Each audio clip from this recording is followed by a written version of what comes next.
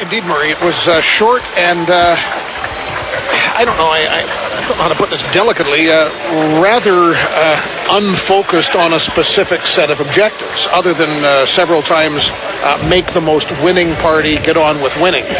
There wasn't a lot of the answer how we propose to do this, other than principles, hard work, and respect for human dignity. But it sounded to me like a speech he was making up. Now, I would have thought this would have been an opportunity on province-wide radio to have that prepared speech where you spoke for 10 or 15 minutes and laid out a clear blueprint to distinguish a new party with a new sense of activity and vibrancy from the government. Well, if all his supporters said he was expected to get 55% of the vote, which ultimately he did once he got through the second ballot, then surely you would have a speech ready to say, I'm ready to go, but it didn't really sound Joe like Garcia is very good at looking. You listen to these speeches with a much finer ear than many of us. What did you hear in this one?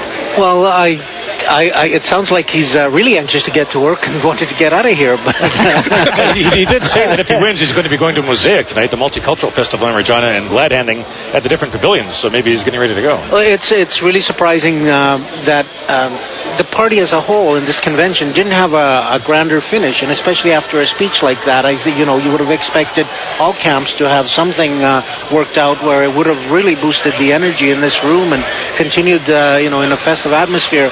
But I think what we saw here is people saw a David and Goliath battle shaping up, and I think they were starting to hope, many of them, that David would win.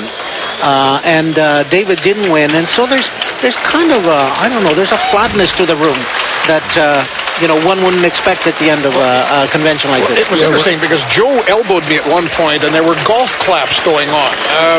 Immediately there were people, their hands were moving, but they weren't really touching one another. So there's a